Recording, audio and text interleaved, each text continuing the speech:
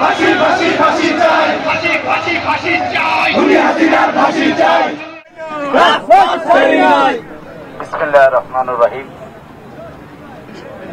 আগামী কাল 17ই নভেম্বর আওয়ামী খুনি শেখ হাসিনার রায়ের যদি কোনো আওয়ামী লীগের কোন সন্ত্রাসী বাহিনী বা আওয়ামী লীগের দোসররা কোন রকম এই রূপগঞ্জে বা দেশে কোনো বিশৃঙ্খলা সৃষ্টি করার চেষ্টা করে, আমরা রূপগঞ্জ উপজেলা যুবদল এবং রূপগঞ্জ উপজেলা স্বেচ্ছাসেবক দল এবং রূপগঞ্জ উপজেলা ছাত্র দল আমরা প্রস্তুত আছি। তাদের এই ঘৃণ চেষ্টাকে আমরা প্রতিহত করার জন্য আমরা প্রস্তুত আছি।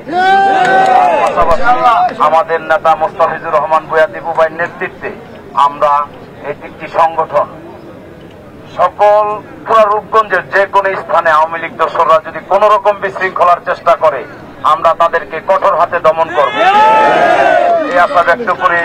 এবং আমি আমার বক্তব্য এখন শেষ করছি। বাংলাদেশ জিন্দাবাদ, বাংলাদেশ জাতীয়তাবাদী যুবদল জিন্দাবাদ, শহীদ জিয়া অমর হোক, দেশনেত্রী বেগম খালেদা জিয়া জিন্দাবাদ, তারুণ্যের অহংকার তারেক রহমান জিন্দাবাদ, আমার নেতা মোস্তাফিজুর রহমান ভূঁইয়া দীপু ভাই জিন্দাবাদ।